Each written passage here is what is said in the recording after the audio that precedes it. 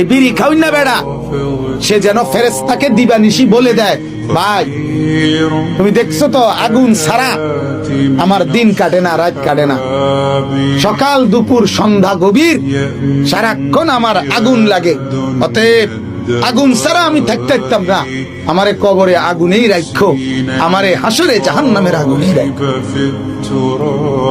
নাই তো আর কি, নাই তো আর কি। নাহলে 60 বছরের বুড়া মানুষ যখন আপনার বিড়ি খায়, আমার কাছে এটা আশ্চর্য লাগে। 60 বছর বয়স, অথচ এখনো বিড়ি খায়, এখনো মানুষের সামনে সিগারেট খায়, চা দোয়ানে গপ মারে, টেলিভিশন দেখে। আমার কাছে এটা পরিষ্কার মনে হয় মূলত উনার হায়া লজ্জা বলতে কিছু নাই। আর 2 নাম্বার, মূলত উনি এটাই ফেরেশতা করে বুঝাই দিছে যে গায়ে লাগলে লাগুক, কিছু করার নাই। কিন্তু এটাই বাস্তব। প্রত্যেকটা সিগারেটের প্যাকেটে লেখা থাকে ধূমপান মৃত্যু ঘটায়।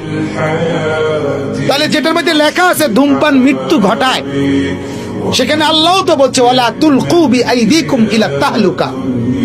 আল্লাহ বলে তোমরা নিজেদেরকে ধ্বংসের দিকে ঠেলে দিও না, মৃত্যুর দিকে ঠেলে দিও না।